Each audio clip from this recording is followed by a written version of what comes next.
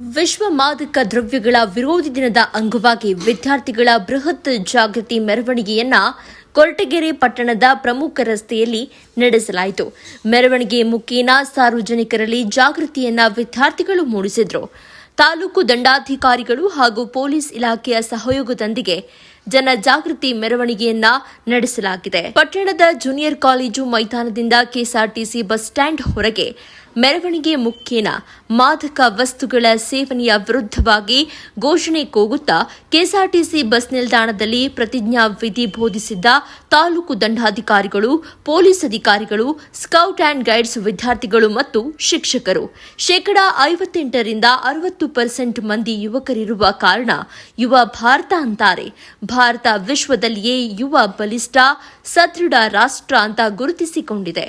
ಮಾದಕ ದ್ರವ್ಯಗಳಾಗಲಿ ಮಾದಕ ವಸ್ತುಗಳ ಸೇವನೆಯಿಂದ ದೇಶದಲ್ಲಿ ಪ್ರತಿನಿತ್ಯ ಅರ್ಧಕ್ಕೂ ಹೆಚ್ಚು ಜನರು ಸಾಯ್ತಾ ಇದ್ದಾರೆ. ಮಾದಕ ವಸ್ತುಗಳ ಸೇವನೆಯಿಂದ ಆಗಬಹುದಾದ ಅನಾಹುತಗಳ ಬಗ್ಗೆ ವಿದ್ಯಾರ್ಥಿಗಳಿಗೆ ಜಾಗೃತರಾಗಲು ತಿಳಿಸಿದ್ದಾರೆ ತಹಶೀಲ್ದಾರ್ ಮಂಜುನಾಥ್. ಸರ್ಕಲ್ ಇನ್ಸ್ಪೆಕ್ಟರ್ ಅನಿಲ್ ಕುಮಾರ್ ಇದೇ ವೇಳೆ ಮಾತನಾಡಿ, ಅನ್ಯ ದೇಶಗಳು ನಮ್ಮ ದೇಶವನ್ನ ಮಣಿಸಲು ಡ್ರಗ್ಸ್ ಮೂಲಕ ದೇಶಕ್ಕೆ ಕಾಲಿಟ್ಟಿದೆ. ಕಳೆದ 2 ದಶಕಗಳಲ್ಲಿ ಆರ್ಥಿಕತೆ, ಸಾಮಾಜಿಕತೆ, ಶೈಕ್ಷಣಿಕ ಗುಣಮಟ್ಟವನ್ನು ಕುಗ್ಗಿಸಲು ಮಾದಕ ವಸ್ತುಗಳು ಹೊಸ ರೂಪವಾಗಿದೆ. ವಿಶ್ವ ಆರೋಗ್ಯ ಸಂಸ್ಥೆ ಜೂನ್ 26ರಂದು ವಿಶ್ವ ಮಾದಕ ದ್ರವ್ಯ ವಿರೋಧಿ ದಿನವನ್ನು ಆಚರಣೆ ಮಾಡ್ತಾ ಇದೆ. ಪ್ರತಿದಿನ 10ಕ್ಕೂ ಹೆಚ್ಚು ಮಂದಿ ಯುವಕರು ಡ್ರಗ್ಸ್ ಸೇವಿಸಿ ಬಲಿಯಾಗ್ತಿದ್ದಾರೆ. ಡ್ರಗ್ಸ್ ಭೂತ ಯುವಕರನ್ನ ಪ್ರವೇಶಿಸಿ ಸಮಾಜ, ಕುಟುಂಬವನ್ನ ಸರ್ವನಾಶ ಮಾಡ್ತಾ ಇದೆ.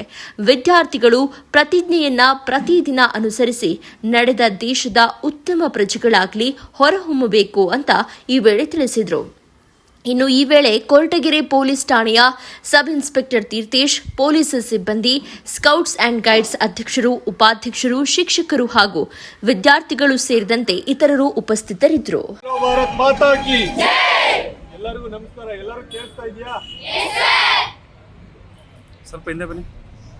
ನೀವು ಹಿಂದೆ ಬನ್ನಿ. ಭಾರತ ಪ್ರಪಂಚದಲ್ಲಿನೇ ಏನಕ್ಕೋಸ್ಕರ ಗುರುತಿಕೊಂಡಿದೆ? ವಿಶ್ವದಲ್ಲಿನೇ ಅತ್ಯಂತ ಯುವ, ಬಲಿಷ್ಠ ಹಾಗೂ ಸದೃಢ ದೇಶ ಅಂತೇಳಿ ಗುರುತಿಕೊಂಡಿದೆ. ಏನಕ್ಕೆ ಯಾವ ಕಾರಣಕ್ಕೆ ಭಾರತವನ್ನ ಯುವ ರಾಷ್ಟ್ರ ಅಂತ ಕರೀತಾರೆ? ಯಾರು ಹೇಳ್ತೀರಾ? S, 100% correct. 58% ಇಂದ 60% ನೀವೆಲ್ಲರೂ ಇದ್ದೀರಲ್ಲ ಯುವಕರು, ನಿಮ್ಮಿಂದ ನಮ್ಮ ದೇಶ ಯುವ ಭಾರತ ಅಂತೇಳಿ ಪ್ರಪಂಚದಲ್ಲಿನೇ ಗುರುತಿಸ್ಕೊಳ್ತಾ ಇದೆ. ನಮ್ಮ ದೇಶದ ಶಕ್ತಿಯನ್ನ, ನಮ್ಮ ದೇಶದ ಒಂದು ಬಲಿಷ್ಠ ಬುನಾದಿಯನ್ನ ಒಡೆದಾಕ್ಬೇಕಂತೇಳಿ ದೇಶ ವಿದೇಶಗಳು ಮತ್ತೆ ದೇಶದಲ್ಲಿರ್ತಕ್ಕಂಥ ಆಂತರಿಕ ದುಶ್ಶಕ್ತಿಗಳು ನಮ್ಮನ್ನೆಲ್ಲ, ನಮ್ಮ ಶಕ್ತಿಯನ್ನ ಕುಗ್ಸೋದಕ್ಕೆ ಇತ್ತೀಚೆಗೆ ಕಳೆದ 1 ರಿಂದ 1.5-2 ದಶಕದಲ್ಲಿ ನಮ್ಮ ದೇಶದ ಆರ್ಥಿಕತೆ, ಸಾಮಾಜಿಕತೆ ಹಾಗೂ ಶೈಕ್ಷಣ ಗುಣಮಟ್ಟವನ್ನ ಅಧೋಗತಿಗೆ ತಳ್ಳೋದಕ್ಕೆ ಬೇರೆ ದೇಶಗಳಿಂದ ನಮ್ಮ ದೇಶಕ್ಕೆ ಪರಿಚಯಿಸಿದಂತ ಒಂದು ಕೆಟ್ಟ ವಸ್ತುವೇ ಇದು ಮಾದಕ ವಸ್ತು. ಹೌದಾ? ತಾವೆಲ್ಲರೂ ಒಪ್ತೀರಾ? ಇವತ್ತು ತಾವೆಲ್ಲರೂ ಏನಂತ ಪ್ರತಿಜ್ಞೆ ಮಾಡಿದೀರಾ?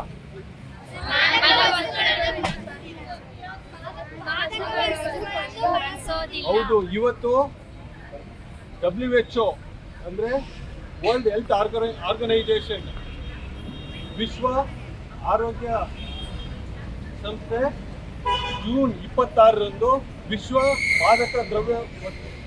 ಮಾದಕ ವ್ಯಸನ ಮುಕ್ತ ಸಮಾಜ ನಿರ್ಮಾಣ ಮಾಡೋದಕ್ಕೋಸ್ಕರ ವಿಶ್ವ ಮಾದಕ ದ್ರವ್ಯ ವಿರೋಧಿ ದಿನವನ್ನ ಆಚರಣೆ ಮಾಡ್ತಾ ಇದೆ. ಪ್ರತಿ ಸೆಕೆಂಡಿಗೆ 10 ಜನ ಡ್ರಗ್ಸ್ಗೆ ಬಲಿಯಾಗ್ತಾ ಇದ್ದಾರೆ. ಗೊತ್ತಿದ್ದು ಈ ಪಕ್ಕದವ್ರು ಯಾರೋ ಹಿಡ್ಕೊಂಡ್ಬರ್ತಾರೆ, ಹಿಡ್ಕೊಂಡ್ಬಂದು ಇದು ತಗೋ, ಟೇಸ್ಟ್ ನೋಡಿ ಹೆಂಗಿದೆ ಅಂತೇಳಿ ಕೊಡ್ತಾರೆ. ನಿಮಗೆ ಒಲ್ಲದ ಮನಸ್ಸಿನಿಂದ ಪರಿಚಯ ಮಾಡ್ತಾರೆ. ಡ್ರಗ್ಸ್ ಅನ್ನೋ ಒಂದು ಪೀಡ, ಒಂದು ದೆವ್ವ ಬಿಡೋದೇ ಇಲ್ಲ ನಿಮಗೆ. ಮೈಯಲ್ಲಿ ಒಂದ್ಸರಿ ಸೇರ್ಕೊಂಡ್ರೆ ನಿಮ್ಮ ಜೀವನವನ್ನ, ನಿಮ್ಮ ಕುಟುಂಬವನ್ನ, ನಿಮ್ಮ ಸಮಾಜವನ್ನ, ನಿಮ್ಮ ಊರನ್ನ ಸಂಪೂರ್ಣವಾಗಿ ಹಾಳು ಮಾಡುತ್ತೆ. ಅಷ್ಟೇ ಅಲ್ಲ, ನಮ್ಮ ದೇಶದ ಭವಿಷ್ಯವನ್ನು ಕೂಡ ಹಾಳು ಮಾಡುತ್ತೆ. ಅದಕ್ಕೋಸ್ಕರ ನಾವೆಲ್ಲರೂ ಇವತ್ತು ಪ್ರತಿಜ್ಞೆ ಮಾಡಿದ್ದೀರಿ. ಡ್ರಗ್ಸಲ್ಲಿ ನಾವೆಲ್ಲರೂ ನೋಡ್ತಾ ಇದ್ವಿ ಹಿಂದೆ ಸರಾಯಿ ಅಂತ ನಮ್ಮ ದೇಶದಲ್ಲಿ ಏನು ಕರಿತಿದ್ರು, ಎಣ್ಣೆ ಹೊಡಿತಾ ಇದ್ರಲ್ಲ, ಅದನ್ನು ನಾವು ಅಷ್ಟೇ ಡ್ರಗ್ಸ್ ಅಂತ ಅನ್ಕೋತಾ ಇದ್ವಿ. ಇವತ್ತು ಎಷ್ಟೆಲ್ಲ ಡ್ರಗ್ಸ್ ಪದಾರ್ಥಗಳು ಬಂದಿದ್ದಾವೆ ಮಾರ್ಕೆಟಲ್ಲಿ. ಗಾಂಜಾ ಬಂದಿದೆ, ಬಾಂಗ್ ಬಂದಿದೆ, ಹೆರಾಯಿನ್ ಬಂದಿದೆ, ಹೀಗೆ ಹಲವಾರು ಮಾದಕ ದ್ರವ್ಯಗಳು ನಮ್ಮ ಮಾರ್ಕೆಟ್ಗಳಲ್ಲಿ ನಮ್ಮ ಯುವಕರ ಭವಿಷ್ಯವನ್ನು ಹಾಳು ಮಾಡೋದಕ್ಕೋಸ್ಕರ ಬಂದಿದ್ದಾವೆ. ಆದ್ದರಿಂದ ನಾವು ಯಾರೂ ಕೂಡ ನಮ್ಮ ಸರ್ಕಾರ ಆಗಿರ್ಬೋದು, ಈಗಾಗಲೇ ಕರ್ನಾಟಕ ಸರ್ಕಾರದಲ್ಲಿ ಮಾನ್ಯ ಮುಖ್ಯಮಂತ್ರಿಗಳು ಆದಂಥ ಸಿದ್ದರಾಮಯ್ಯ ಸಾಹೇಬರು ಹಾಗೂ ನಮ್ಮ ರಾಜ್ಯದ ಗೃಹ ಸಚಿವರು ಹಾಗೂ ನಮ್ಮ ತುಮಕೂರು ಜಿಲ್ಲೆ ಉಸ್ತುವಾರಿ ಸಚಿವರು ಹಾಗೂ ನಮ್ಮ ಕೊರಟಗೆರೆ ವಿಧಾನಸಭಾ ಕ್ಷೇತ್ರದ ಡಾಕ್ಟರ್ ಜಿ ಪರಮೇಶ್ವರ ಸಾಹೇಬರ ಒಂದು ನೇತೃತ್ವದಲ್ಲಿ ವಾರ್ ಅಗೇನ್ಸ್ಟ್ ಡ್ರಗ್ಸ್ ಅಂತೇಳಿ ಒಂದು ಕಾರ್ಯಕ್ರಮವನ್ನು ಮಾಡಿದ್ದಾರೆ. ಚಾಲನೆ ಮಾಡಿ ಯಾವುದೇ ಕಾರಣಕ್ಕೂ ಕೂಡ ಯಾವುದೇ ಹಳ್ಳಿಯಲ್ಲಾಗಿರ್ಬೋದು, ಗಲ್ಲಿಯಲ್ಲಾಗಿರ್ಬೋದು, ಯಾವುದೇ ಒಂದು ಸಣ್ಣ ಪ್ರಕರಣ ಆದರೂ ಕೂಡ ಡ್ರಗ್ಸ್ ವಿರುದ್ಧ ಕಠಿಣವಾದ ಒಂದು ಕ್ರಮವನ್ನು ಕೈಗೊಳ್ಳಬೇಕು ಅಂತೇಳಿ ರಾಜ್ಯದಲ್ಲಿರ್ತಕ್ಕಂಥ ಪ್ರತಿಯೊಂದು ಪೊಲೀಸ್ ಠಾಣೆಗೂ ಪ್ರತಿಯೊಬ್ಬ ಪೊಲೀಸ್ ಅಧಿಕಾರಿಗೂ ಕೂಡ ಈಗಾಗಲೇ ಕಟ್ಟುನಿಟ್ಟಿನ ನಿರ್ದೇಶನ ಹೋಗಿದೆ. ಆ ನಿಟ್ಟಿನಲ್ಲಿ ಕೇವಲ ಪೊಲೀಸರಷ್ಟೇ ಕೆಲಸ ಮಾಡಿದರೆ ಆಗೋದಿಲ್ಲ. ನಾವೆಲ್ಲರೂ ಸಾರ್ವಜನಿಕರು, ನಾಗರಿಕರು ಹಾಗೂ ವಿದ್ಯಾರ್ಥಿಗಳು ಎಸ್ಪೆಷಲಿ, ಯಾಕಂದರೆ ನೀವು ಅದನ್ನ ನೋಡ್ಬಿಟ್ಟು ಹೇಳ್ಬೇಕು. ನೀವು ಪಕ್ಕದವ್ರು ಯಾರಾದರೂ ತಗೋತಿದ್ರೆ ಅದು ನಿನ್ನಷ್ಟೇ ಹಾಳು ಮಾಡೋದಿಲ್ಲ, ನಿಮ್ಮ ಕುಟುಂಬನೂ ಕೂಡ ಹಾಳು ಮಾಡುತ್ತೆ, ಮುಂದೆ ಒಂದಿನ ನಮ್ಮನ್ನು ಹಾಳು ಮಾಡುತ್ತೆ, ನೀವು ತಗೋಬಾರ್ದು ಅಂತೇಳಿ ಹೇಳ್ಬೇಕು. ಅಮ್ಮ ಈ ಕಡೆ ನೋಡ್ರಿ, ಎಲ್ಲರೂ ಅಲ್ಲಿ ಏನು ಕಾಣಿಸ್ತಾ ಇದೆ. ಇದು ನಮ್ಮ ದೇಶದ ಬಲಿಷ್ಠ ಬುನಾದಿಯನ್ನ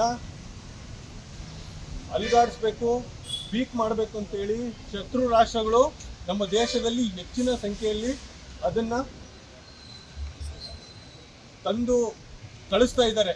ಸೊ ಅದಕ್ಕೆ ನಾವು ಯಾವುದೇ ಕಾರಣಕ್ಕೂ ಕೂಡ ಈಡಾಗಬಾರ್ದು, ಯಾವುದೇ ಕಾರಣಕ್ಕೂ ಕೂಡ ಆಗಬಾರ್ದು, ಯಾವುದೇ ಕಾರಣಕ್ಕೂ ಕೂಡ ಸಹಿಸ್ಕೊಳ್ಬಾರ್ದು. ಅರ್ಥ ಆಯ್ತಾ? ನೀವೇ ನಮ್ಮ ದೇಶದ ಭವಿಷ್ಯ.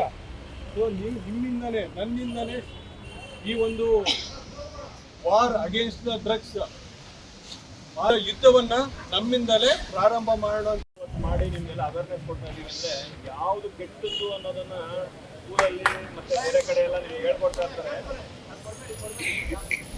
ಎಲ್ಲ ಕಡೆ ನಿಮ್ಗೆ ಒಳ್ಳೇದು ಯಾವ್ದು ಅನ್ನೋದನ್ನ ಹೇಳ್ಕೊಡ್ತಾ ಹಂಗೆ ಯಾವ್ದು ಕೆಟ್ಟದ್ದು ಅದ್ರ ಹತ್ರ ಹೋಗ್ಬೇಡಿ ಅಂತ ಹೇಳ್ಕೊಡ್ಬೇಕಾಗಿರೋದು ನಮ್ಮ ಕರ್ತವ್ಯ ಆಗಿರುತ್ತೆ.